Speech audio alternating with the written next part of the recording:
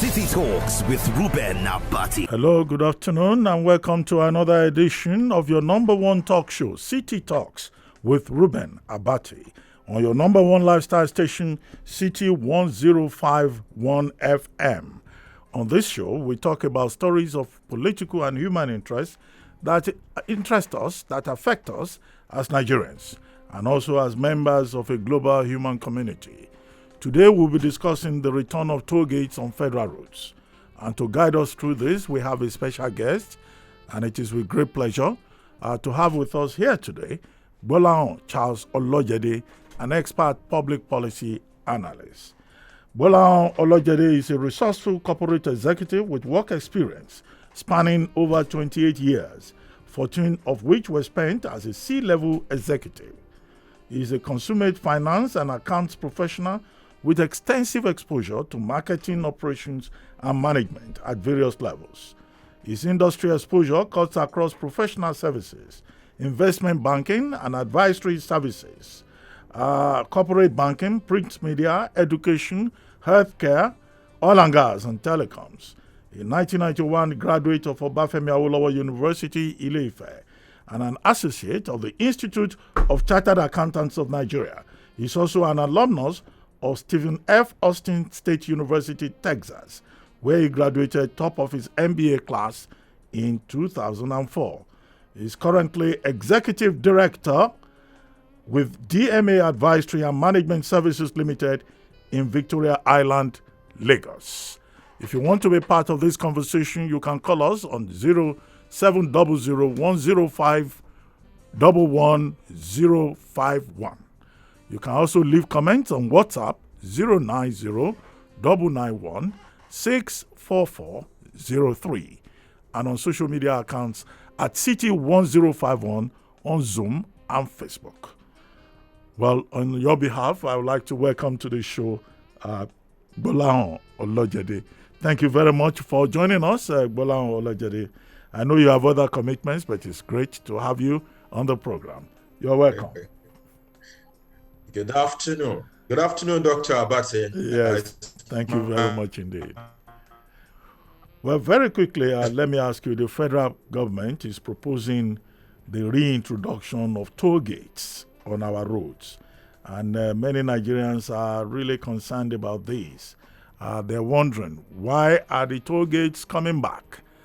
Considering the fact that in 2003, the Obasanjo administration decided to remove the toll gates. And now, years later, the Buhari administration is saying, well, there will be open toll system. What is it that has changed that, in your view, that you think makes the reintroduction of toll gates imperative? Thank you, Dr. Abati. It's a mix of a few things, in my opinion. Number one is the stark reality that government does not have enough resources to continue to sustainably keep our roads motorable. And those are in our numbers. Once we step out of the emotions and we go into the numbers, we begin to see these realities. Let me look at 2020, for example. In 2020, the actual retained revenue of the federal government of Nigeria was 3.9 trillion. That was the actual revenue it made. Forget about the budget. On the contrary, the recurrent expenditure of the federal government last year was over 4.6 trillion. So somebody made 3.9 trillion, and the recurrent alone, we're not even talking of the capital now, the recurrent expenditure alone was 4.65 trillion. So there is a stark reality that government cannot sustainably maintain the federal roads. That is number one.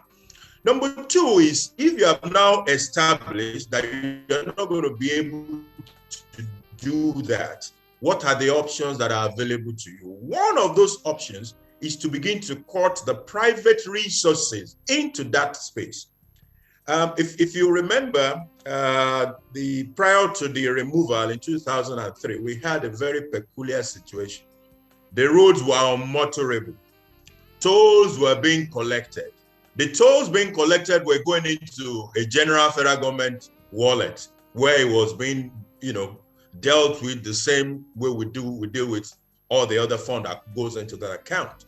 So it wasn't dedicated. So the roads were not being maintained and the roads were in shambles. So we said, okay, if this money are not going into the right place, what is the essence of having this toll gate in the first instance? Let's remove them. And we removed them. 18 years down the line, we have now come to that junction where we realize again that, look, the roads are still, a whole lot of them are bad.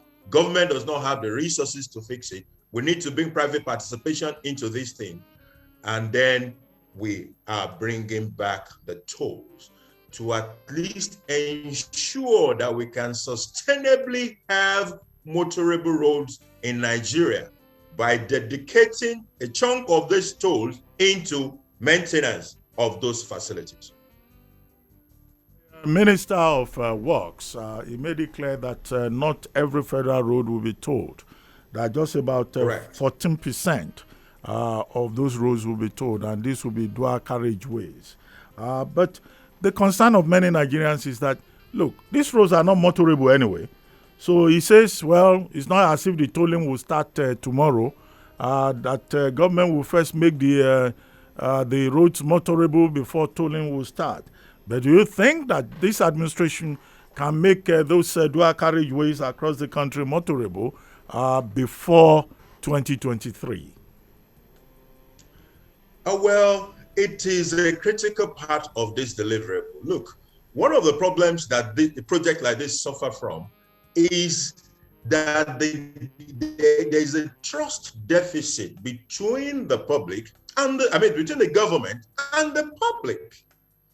So if government has committed to the fact that this road must be made motorable because they are told, it is very fundamental to what government wants to do. If it doesn't do that, then it will erode the confidence totally ab initio, and we may not be able to go as far as we're supposed to go in this project that we're starting on. So that is a critical part, and government must ensure that those roads are motorable as a precondition to implementation of this tolling policy. Well, I hope that government keeps that promise, because if you look at the proposed toll rates, if you drive a car, you will pay about 200 naira. If you have an SUV, that will be about 300 naira. If it's a bus, that's 300. If it's a luxury bus, that's 500 naira. And it's not as if you pay at one point. You pay at every point on the expressway where there is a tolling post. But the concern of many Nigerians is that, okay, the government wants to introduce toll gates. Even the licensing of vehicle plates is going to go up. Some governors are proposing higher rates for the pump price of fuel. And, many Nigerians are saying, yes, government wants revenue, but won't this further drive up inflation and cause greater hardship for Nigerians, particularly in the context of COVID-19, either now or in the immediate future? I'm sure this is probably one of the most important questions that will come up on this particular program. It is true, as a citizen too, it's my concern that, look, is somebody going to ask me to start bringing additional money to ply the roads when inflation is all over the whole place? But you see, when we look critically at the roads, and I will use Lagos-Ibadan as an example, just an arbitrary choice. Lagos-Ibadan, some years back, when I used to ply that road, was 1 hour Ojota to toll gates, Ibadan. I will be at that toll gate in Ibadan in 1 hour from Ojota. Now, let's assume that it cost me 1,500 naira to fuel my car from Ojota to Ibadan toll gate. Today, I'm in Osogbo right now. So yesterday I plied that road. It took me 2.5 hours, and that is a very good day. 2.5 hours for the same journey of 1 hour.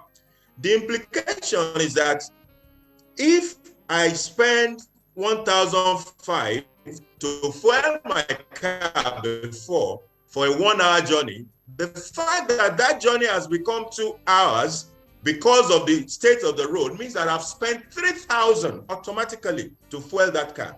So the truth is that there is an implicit cost in having a motorable road. I'm only talking of the one that is easy to figure out. There are several other costs that are there. There is the man hour that have been lost for staying too long in those hours. There is the wear and tear on the car. There is the health implication. That's why human beings have about 206 bones. We are not supposed to be sitting down in one place for extended period, but that is not what we have found out on Nigerian road. You sit there for hours on end. So there is a health implication of what is going on. So there is a huge cost on that road. There is a toll without a toll. That is the situation we have right now.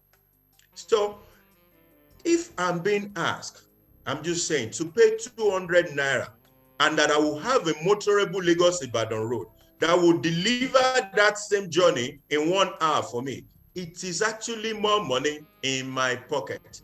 That is the reality. So how the government will communicate this in a robust citizens education situation and therefore get a buy-in along the line is something that I believe is also important to the success of this program. Okay, when in 2003 the Obasanjo administration decided to remove the toll gates, well, for many Nigerians that's painful because structures were destroyed. If those structures had not been demolished, maybe now, what the government of Nigeria will have needed to do would just be to upgrade them. But all those, toll gates were demolished. One of the reasons at the time was that this had become a source of leakage, wastage, centers of corruption. The concessionaires were persons who took over those toll gates out of political patronage, and the revenue that government thought will accrue to it on the basis of having those toll gates did not get to government. Now, this time around, the Federal Ministry of Works is saying there will be electronic, collection of tolls at those toll gates and cash only occasionally until necessary technology is provided. What is the guarantee that will prevent leakages and wastages? And what is the guarantee that we won't have, these toll gates again being used to take care of political party members and promote patronage?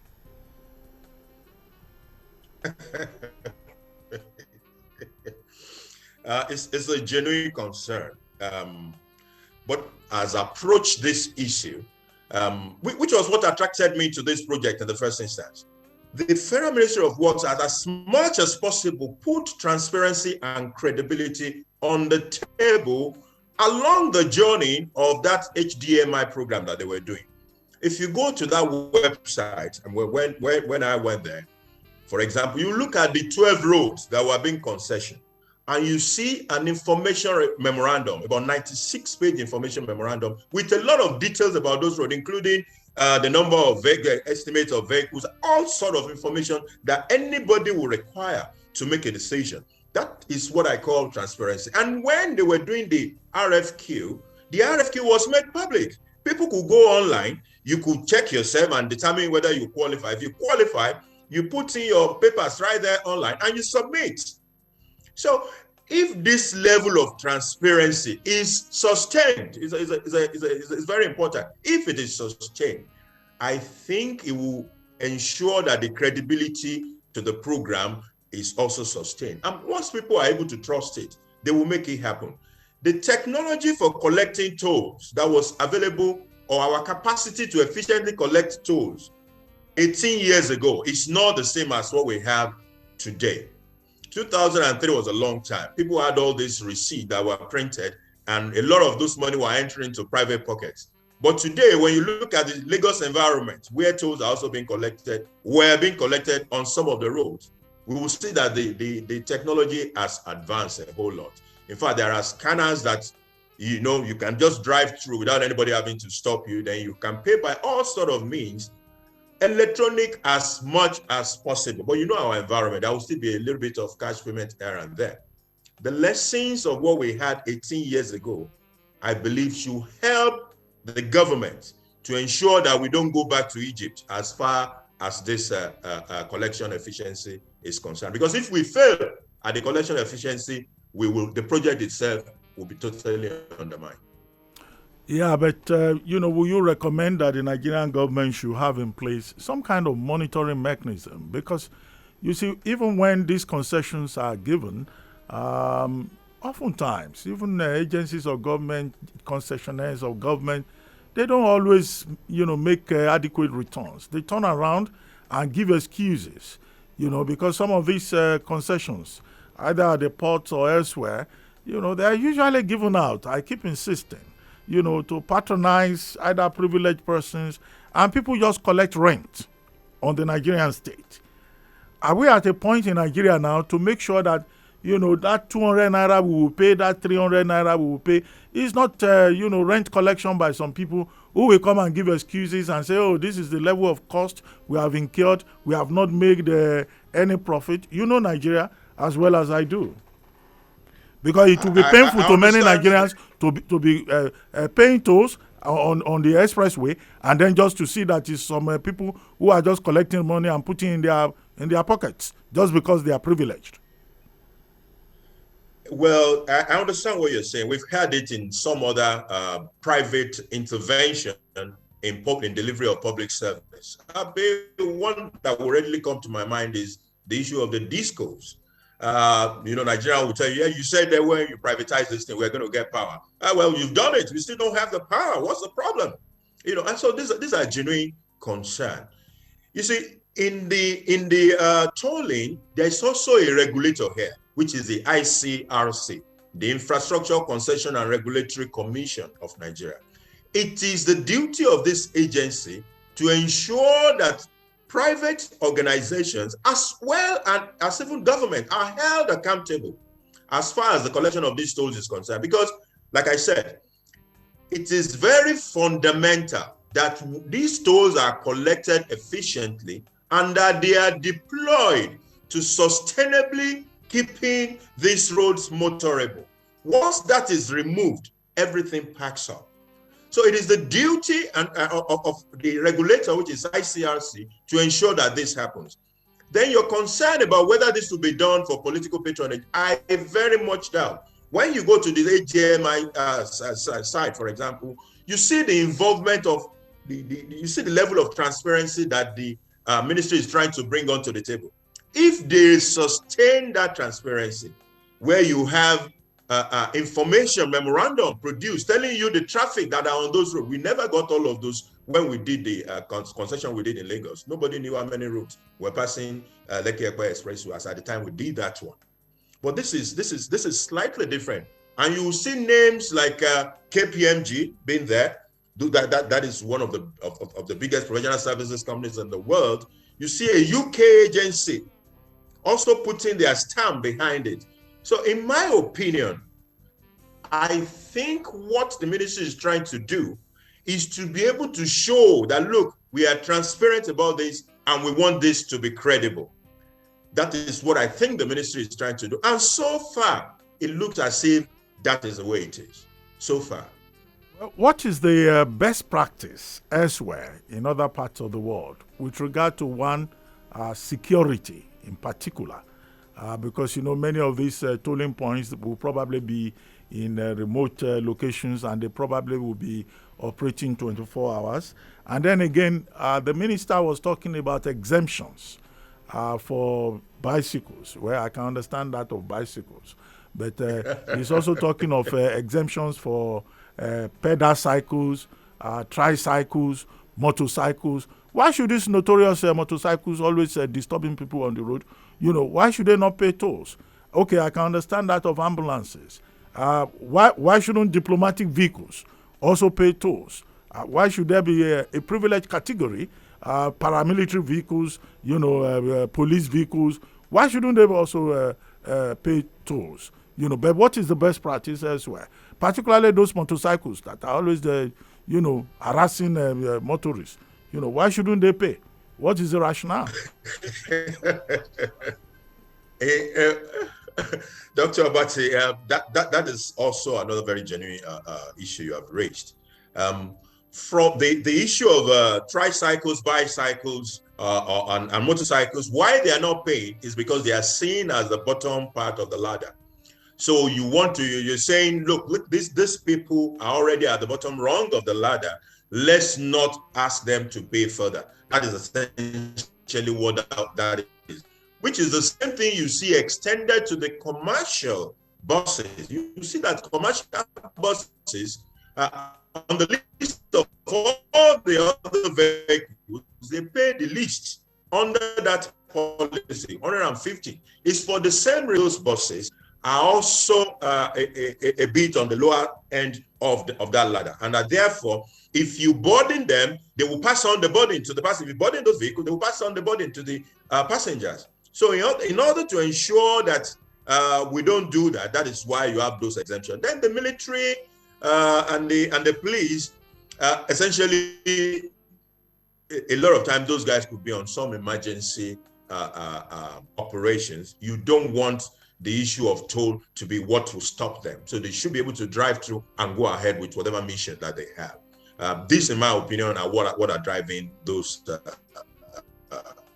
exemptions that we have seen so far. Okay, I know that in some other parts of the world, it's not just about tolls. Other services are provided while you are on the expressway. There's provision Correct. for, rest places, for emergency telephone calls, for all kinds of services that will be provided. What came out of the statement by the Federal Ministry of Works is that, yes, the roads will be motorable. But that is not enough. What do you think should be the additional services for the benefit of motorists and travelers that government should provide, so that it won't just be that the whole idea is to just collect money from Nigerian people? Okay, I will start from the 12 roads that the government said it was going to privatize under the HDMI. It was going to concession under the HDMI program. For those roads, it's not just about the road. It's about the entire gateway. So it's about the economy of that path that the government is concessioning to the private sector. So those rest places that you mentioned are going to be there.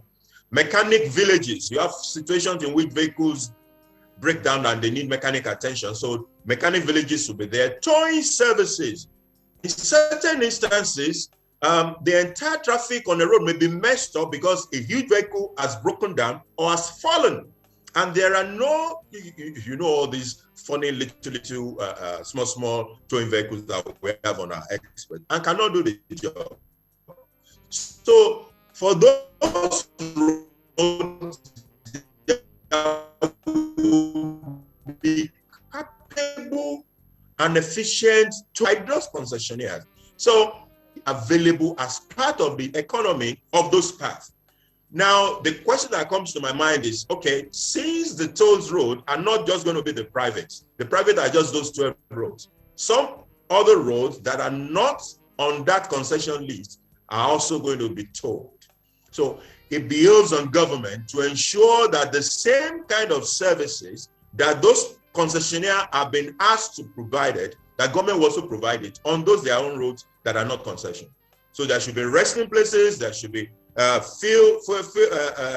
filling stations, mechanic villages where people can eat. There should be restaurants and all those other ancillary services that makes a journey more pleasurable for everybody, including security. Will it be right to say that government, in tolling the dual carriage expressways, should probably make provisions for alternatives for persons who may not be able to afford to pay, toll fees? Because if you are going, say, for example, between Lagos and Ibadan, and you have about 3 tolling points, or you are going from Lagos to Benin, and you have about 5 or 6 tolling points, by the time you get to Benin, you probably will have paid almost 2,000 naira. Would government consider alternative routes? Do you think that is a good idea, so that those who cannot afford to pay additional fees for traveling on the roads can follow other routes? From what the ministry has made public, that is part of the provision as much as possible. There's a clause there that says it might not be able to implement it for all the roads, from what I read. So, but it is an integral part of the program to say, provide an alternative. But there will be certain instances where there will not be an immediate alternative. That is what I read from what the government has made public. However, there are already existing some alternatives. If you look at the Lagos-Ibadan that you mentioned, there's even a rail that has been running. Over 30,000 people have applied that road in July alone.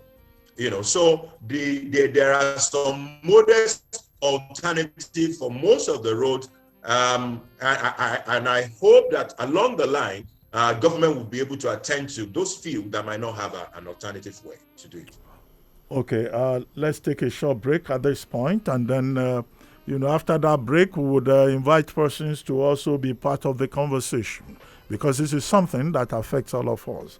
And if I may just appeal to you, it looks like your phone has been ringing, Olojede. So if you could, do something to the phone so that when we come back and other people asking you questions and making contributions, we'll be able to hear you very clearly. But so far, so good. If you want to be part of this conversation, you can call us on 0700-1051-1051, or you can leave comments on WhatsApp 090-991-64403. We'll take this short break and then we'll be right back.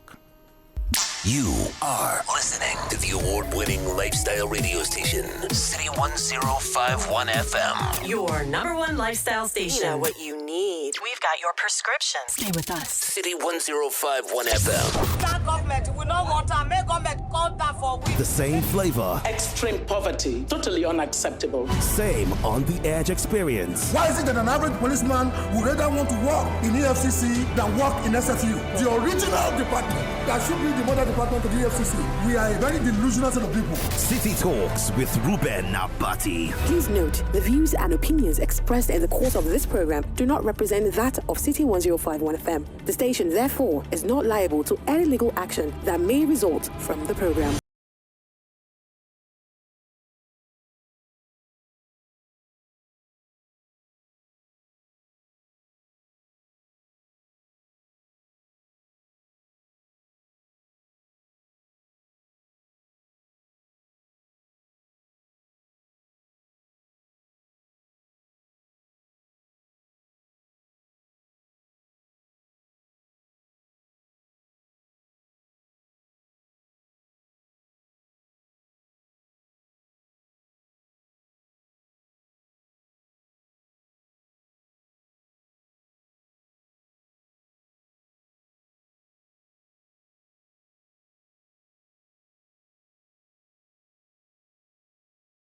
Come back from that break, and for those of you just tuning in, welcome to City Talks with Reuben Abati on your number one lifestyle station, City 1051 FM. We've been discussing the return of toll gates on federal roads, and our guest today is Gbolahan Charles Olojede, a public policy analyst, and he's been looking at the subject. And if you want to join us in the conversation, the number to call is 0700-1051-1051. And on WhatsApp, you can reach us on 090-9916-4403, or on social media accounts at City 1051 on Zoom and Facebook. So we'll begin to take the calls now, and Olojede is here to respond to your concerns and also to have a conversation with you. Hello? Hello? Hello, good afternoon. Good afternoon. Doctor, it's Sebi from Songo. Okay, please go ahead. I want to say that I don't know why do we like going forward and going 10 words backwards. Now, when the former president, our former president, OBJ came in, he looked at the situation and saw that there was corruption in that system, and he now decided to do away with the toll gate, and everybody applauded him. Now, this present government again is coming back, and this is the same government that was telling us about corruption. I don't know how they are going to do it. Now, the roads are not good, the roads are bad. In fact, there is no way you go today that you will see bad roads everywhere. And now you are bringing the toll gates. They forgot that even Nigerians today, how many people have been paid that 30,000 naira minimum wage? Look at the doctors today now, they are crying because of their salaries. So I think this thing is uncalled for. We They should try and do the needful, not even toll gate. Nigerians have no food, no food, no water, nothing.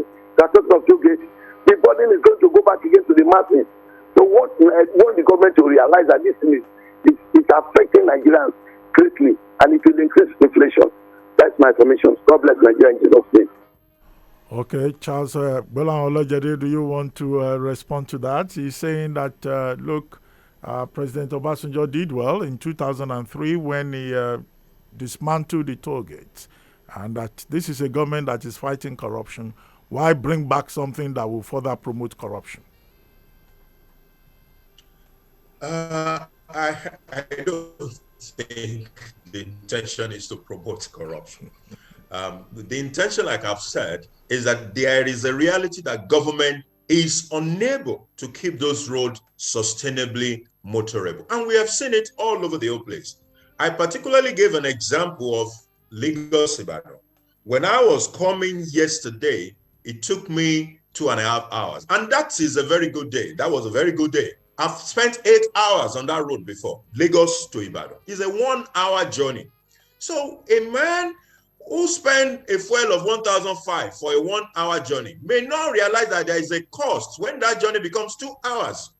And in my opinion, the government needs to engage the people in the space of some sort of a citizens' education to let them know that, look, there is a cost to having a bad road. If we're saying we cannot afford to fix this road, can we do something else to make the roads motorable for you? So the real question is not whether that toll is the cost is not even up to what you are already bearing as a citizen for applying those roads. It's not up to it. So if we are sure that we will collect these tolls efficiently and we will deploy it to ensure that the roads are sustainably motorable for us, it is a great benefit to the citizens. How the ministry will sell that to the people, they will need to. So we need to engage at that level to let them know that it is good to have motorable roads. And if a little toll would do it, it will be a cost saving to the citizens. Okay, I have a question here. I'm trying to figure it out. Someone is asking, why should government continue to provide official, just a moment, this is from Fuluke Ademokun, official vehicles instead of monetizing the money that they should pay when they pass through those toll gates. And then another person is asking, you are saying motorcycles should be exempted, and that is good.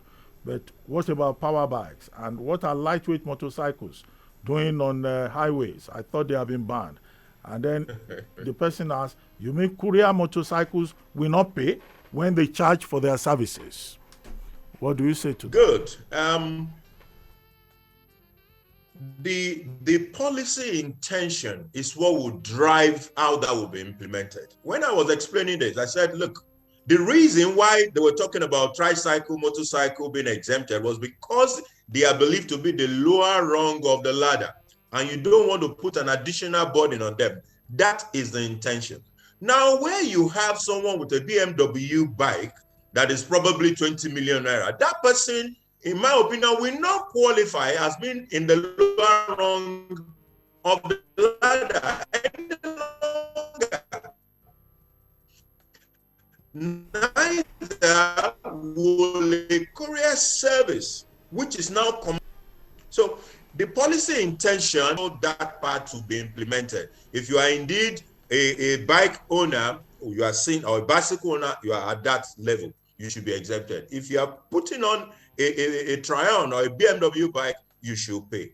I've not seen the detail of how this is worked out, but just based on the intention, that is the response to that particular question. Then the first question was talking about monetizing. I don't understand that question that much, monetizing cars and stuff. Okay, but how about courier bikes? There was a question about courier services bikes. Since they charge their customers, Why should they go through toll gates free of charge? Yes. Courier bikes are commercial too. They are making money from it. So the intention of that policy, they may not qualify under that intention. They may not be seen as being part of the lower rung of the ladder. So at implementation, those commercial motorbikes might actually have to pay. Like I said, I've not seen the details, because it's in the details of the implementation that you will see exactly the clarity about these items that are there. All right, the devil is always in the details. Looks like we have another caller on the line. Hello, your name, your location? Yes. Good afternoon, Dr. Reuben Abati. How are you, sir? Yes, good afternoon. Thank you for joining us. Thank you very much. We have to still up on the line. Well, good afternoon, sir. How are you, sir? I'm pretty good, thank you. Thank you, Olojede. Yeah, I like your contribution as always. Then I say, first of all, we don't need all this situation we found ourselves. And let me tell you again, and I make it very, very loud, that the government is always about hypocrisy. They will tell you this is the best practice, global best practice. They told everywhere, they did that. But unfortunately, as we speak, no president of any other country has come to this country to receive medical attention. Our president just returned yesterday. Maybe the incoming president is also there. They still will continue that tradition. And that is what they call the tyranny of the elite, like we said last week here. If we have problems with the with the provision of infrastructure, can't we just consider our structure? The same structure that makes the federal government financially incapacitated right now to provide basic amenities such as this highway, whatever, other infrastructure. Why can't we just look into that structure and take away all those burdens such that you're going to have maybe regions, states, do all of these things themselves? Why should the federal government be the one carrying the loads of 36 states plus federal capital territory? Why can't we just have a decision by, even if the region, the 6 states can come together, we want to do this road, these are the ways we are going to get it done, and federal government can just focus on other things. That's number one. Step 2, who is going to let to on Kaduna to Abuja road? I'm sure I can bet my life Dr. Reuben Abati will not apply that road. Because nobody's going to secure you there. Who is going to pay from Auchi, Lokoja, road to Abuja? Who is going to pay? Nobody is going to pay because the case is not there. So I think, number one, it's not a bad idea generally looking at it. But instead of just wasting this time going through analog ways of solving problems, you can use better strategy that will not even involve all this kind of federal sweat and federal headache. Most importantly, government needs to be much more about scientific approaches to solving our problems. We cannot continue this way. Let's just restructure Nigeria, onboarding the federal government, get more people interested in doing businesses with government in a most transparent way so that everybody can be happy. Mr. Abati, let's talk about federal government people. Thank you. Dr. Can I go ahead? Yes, please go ahead. Yes. Okay. His emphasis was on restructuring, and honestly, I flew along with his line of thought.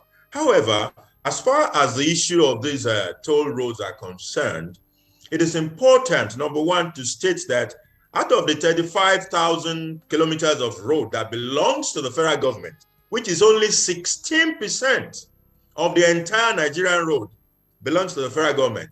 Out of this 35,000, only 5,000 kilometers are concerned with this issue of tolling. So you still have about 30,000 kilometers of road that are not in this pool at all. Apart from that, only the dual carriage roads are affected. So if you're not on the dual carriage road, though you are a federal government road, there is no business, there's no problem with it. It's not, the tolling has nothing to do with you. On the third part is the road must be motorable. Is a precondition to this tolling activity. So those roads that are going to be tolled must be in a good state. Now, I will come back slightly to just mention stuff about the restructuring you mentioned. As far as roads are concerned, it is probably one part where there is already a restructuring. Because there are federal roads, there are state roads, There are even local government roads. So if a state thinks it can handle, a state can even decide to latch on to this particular policy to implement tolling if it so desires. And if it doesn't, so be it. So the state has its own road, the local government has its own roads, and they can formulate their own policy as to what they are going to do with their respective roads. Okay, well, earlier on there was a question about official cars. I think Foluke Ademokun got back, and she says government should not give cars or monetize that benefit. Let all senior officials use their own cars and pay from their private pockets. Everyone needs to feel the pinch. And let government invest in rail and waterways as alternative sources of transportation. Government should hold on in terms of tolls. What do you say to that? Okay, monetizing cars or not. Under the tolling policy, I'm not sure that the official cars have been exempted. There are specific vehicles that were exempted: military, police, ambulance. Those are not the official. So if you are a government functionary, you will pay the toll under this policy. You will pay. They are not exempted from paying. That is on one side. Then was talking about building the alternative means of transportation. That is the medium to long-term solution to the problem of transportation infrastructure in Nigeria. We must build new roads. We must build alternative means of transportation. The waterways, the rails. I think we're doing a bit okay now on the rails. Lagos, but I saw a statistic that said in July, over 30,000 people applied that Lagos-Ibadan rail. If we continue along that line, we probably will be able to resuscitate the rails, and it will help to take a little bit of pressure off the roads. We also need to develop our waterways. One thing that is certain, however, in all this development we're talking about is that we must still be conscious of that revenue level of government. There's a book by Peter Inauro, I think he's popularly called Peter Pan. He said how to be a Nigerian. In How to Be a Nigerian, he made reference to certain things that Nigerian elite or the educated people always, he said we like democracy, but we like it to run like communism. So you cannot, it's a difficult thing to love democracy, but want it to run like communism. We need, okay, let me drop this figure. The New York City budget for 2022 is about 40 trillion naira equivalent. I'm not saying the state of New York, I'm saying the city of New York. The budget is 40 trillion naira equivalent. The Nigerian's budget is not even up to 15 trillion, 13.8. By the time you add the supplementary, maybe it will give you 14 trillion for 200 million people. Meanwhile, New York City has the population of about Alimosho local government. So the money is not there. We must get realistic about this and find a model that brings the private, we need to cut private capital, bring it into that space so that we can use it. And one of the things that will happen with private capital is that this communist perspective to some of these things, we have to give way to value for money. You get service, you'll be willing to pay for the service that you're going to get. And where the government will intervene is in the lower end of the ladder to ensure that the people can also enjoy all these services that are there. Okay, I have a question here from Olawale Folorunsho. He's saying, Mr. Olojede, what can you say about the existing payment of VAT on fuel at the pump price of fuel, which the government had promised to use to maintain the roads in the past? Now, if that did not work, do you think that this new proposal about paying toll fees at on the expressway will help Nigerians, or it will end up increasing the suffering of the citizen? Well, the tax that I was referring to, I remember when the OBJ government was going to remove we're going to scrap all this toll gate. There was something about, there will be a tax on petroleum products to be used for maintaining this road. It appears that never even happened at all. There was a court judgment.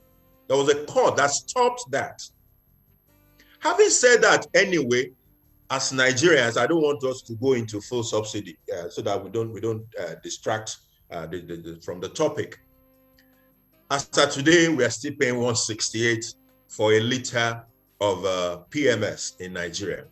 In Ghana, as at the last time I was there, it was about 360. I was having a discussion last week, and I learned that the pump price of PMS in Ghana is about 500 naira equivalent. So we shouldn't even go there. Let's go into those realms at all. There was no tax that was charged eventually, because I think there was a court that stopped it. So there was no money, and those roads have gone into total disrepair. As we Hello? speak. Yes. Where the real concern is that, hello? With you, please go ahead. Okay. Yeah. Where the real concern is are we going to collect this toll efficiently? Will it go into the right places, right pockets? And will it be deployed to sustainably ensure we have a motorable and secure road? In that is what I say at the heart of the concern of most of those questions. And that is what the agency concerned, Federal Ministry of Works, the regulator, which is ICRC, need to ensure it happens. As far as the private side of things is concerned, I have no doubt that the concessionaire will collect his money. I have no doubt about that. Yeah, there are concessionaires all over the whole place. The airport road is managed by a concessionaire, and I'm sure he collects his money. That will not be a problem. Where the problem will be is that if this private concessionaire, after we have signed all this contract and did all this work, somebody must ensure that they keep to their side of the bargain by deploying this money to ensure sustainably motorable road. And that is the role of ICRs. Okay, just, a footnote to some of the things you said with regard to fuel now being 500 naira per liter in Ghana. Well, the footnote to that is that has caused very serious crisis in Ghana since May. With street protests and outbreak of violence, with Ghanaians telling the government of President Nana Akufo-Addo to fix the country, to fix Ghana, and to save the people. So it's not as if it's a straightforward thing to just cite the example of fuel in Ghana being 500 naira per liter. There could be social implications. But let's take another caller out here. Hello. Hello, good afternoon, Dr. Abati. Yes, please go ahead. Thank you. Yeah, my name is Somi Ranta, actually. Oh, Somi. How are you? Listening to the conversation, but your guests have not, or maybe failed to mention the fact that one of the reasons why the OBJ government pulled down those toll plazas was because of traffic congestion. There will be a lot of traffic congestion if they bring back this thing. As for the money, collecting and all that, it's still another thing entirely. Because government these days, and in fact, Nigerian government, the rulers, they are fond of making unfulfilled promises. We were told about fuel issues that they would do this, that. They increased the fuel from 87 naira to 160 something naira today. There is issue of trust and delivery. That is very, very important. Thank you. You heard him? Well, Olojede, I did not. Can you quickly recap for me? Sorry. Well, I mean, his basic point is that one of the reasons the Obasanjo administration removed those toll gates was because those toll gates were causing traffic congestion. You have long queues of vehicles waiting to pay. It's not as if, those persons manning those toll gates are usually very fast with the delivery of service. So how do you address that? I don't think that is totally correct. We were all in this country when those things were removed as well. But I think I hear him well, and I share his concern. And that is about the fact that this toll, when we now implement them, would they now constitute a bottleneck? So two things comes to mind there. Number one is the design. So there's an engineering to it. Everywhere. So the question is, how do they manage those toll gates that they don't become another bottleneck at the end of the day? So in the design, in the engineering side of things, I expect that government will have that in mind. Number two is also the efficiency of the collection. Can we migrate more people onto using stickers, electronic stickers? I can't remember the exact name they call it, so that they just drive through. They don't have to stop. Can we migrate more people onto that platform and let there be very few people who will be doing cash to pay, because that is where the delay comes from. So if we deal with the engineering design and we deal with the efficiency of collection, we should be able to mitigate those bottlenecks that might happen at the toll gates. That's my thought about that. Okay, here's a question from Dr. Abiodun Adeneye. He says, do you think that our problem is not a question of resource management, rather resource generation? Oh, very lovely question. Our problem is both, but it is bigger. In fact, both are bad. Let's look at the Nigerian budget, 13.8 before the supplement, 13.8 trillion naira. That is the total. That is before we start talking of some agency took too much, some did not take enough. The whole envelope, 13.8. That is not up to the education budget of South Africa. So does it say something about the size of the revenue in itself? Meanwhile, we are 200 million people. South Africa is 59 million people. So if our entire envelope is not up to the education budget of South Africa, the message is clear that we don't even have the money. We're not baking a big enough cake at all.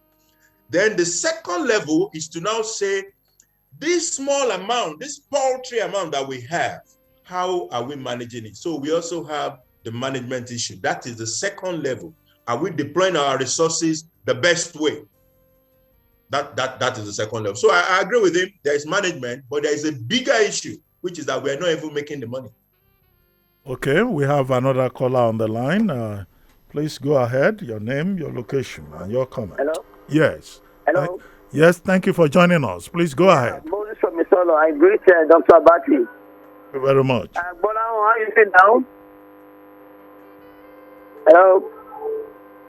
Hello? He's hearing you. Please go ahead. Okay. Apparently, Dr. Abati, you've had a rough time with Okada riders. I sense your anger when you ask him why shouldn't they be told. Anyway, I'll just put it this way. I wonder why the boy put this saying what concerns medical treatment in London with what we are talking here. Let's put this petty politics aside. For me, Obasanjo was quite ill-advised then. He was considering Nigeria from the prism of the military head of state in the 70s when he came back then.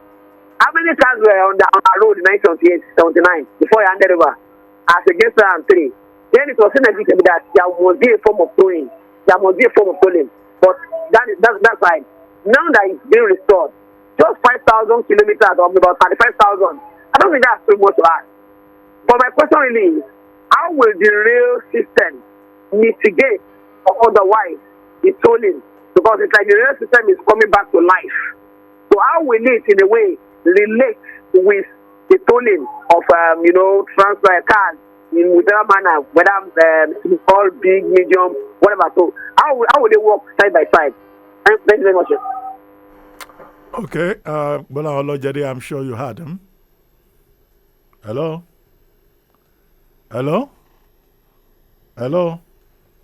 Oh, we seem to have lost connection with our guest there. I can't see him on the screen on Zoom. Hello? Well, but basically what the person is expressing concern about is, how would rail transportation help to address the concerns of persons who will have to pay tolls at the tolling gates on the dual carriage ways. Well, let's hope that our guest would join us again after sorting out his video connection. But do we have another caller on the line before we bring the program to a close? Hello? Hello, good afternoon. Good afternoon. Please, your comment. We're trying to re-establish connection with our guest, but we can have your comment. Okay, so my name is Francis. You have been listening to the conversation, and I must say it's one of the most important issues in the country right now. But one thing first for the tolling, we may have had quite a lot of policies around tolling and other economic issues, but I have read quite a lot of articles and a lot of publications on this, and I realized there's something significant. There are three things significant about this current tolling system that is tied to this government. One, transparency. It's a laudable idea that we are seeing that the government is trying to carry all parties involved. This leads to the second point, which is private sector decision. So it is not just that the government is trying to come up with a policy that is not inclusive. This is all inclusive. Because from all points, from every point, you find the private sector taking ownership of the tolling. The money 200 naira and 500 naira might be the issue now because of the economic state of the country. But I can tell you, what to be generated from that would, just like we have in other times in the West, we use it to have, the government will use it to have good maintenance of the way. Take for instance, the Lekki Expressway. Express is not started in ourselves like. That is one of the best roads in Nigeria. And if every road can be like that, in Nigeria is possible. So what the tolling system, what will be generated from the tolling system, is what will be used in maintaining and taking care of it. It brings to create a lot of jobs, create a lot of business interest. It reduces the burden on the government, and it makes it easy for maintenance.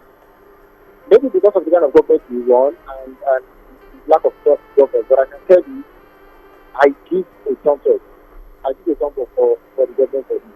It's going to bring transparency, it's going to bring private sector inclusion, it's going to be ease of maintenance of our infrastructure, and it's going to bring everybody, all inclusive.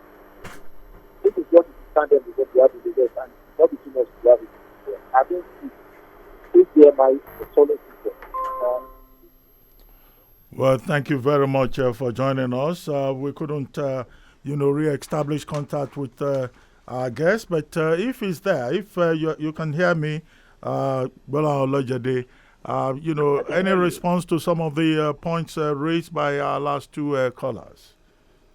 I actually missed most of it. Yeah, the basic issue is about security, and also about what to do with the resources that, maybe... Sorry, yes. Your call cannot be completed.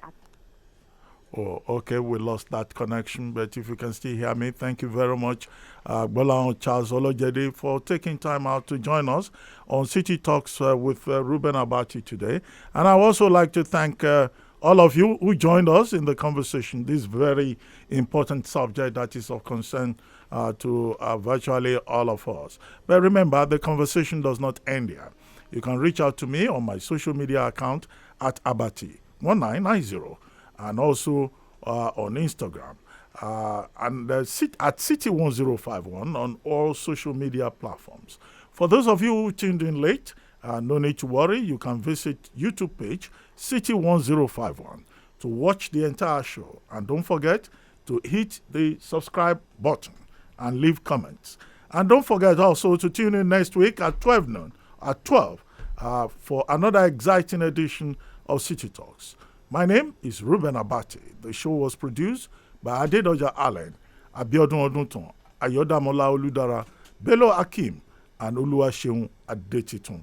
Have a great weekend, and thank you very much for joining us. City Talks with Reuben Abati.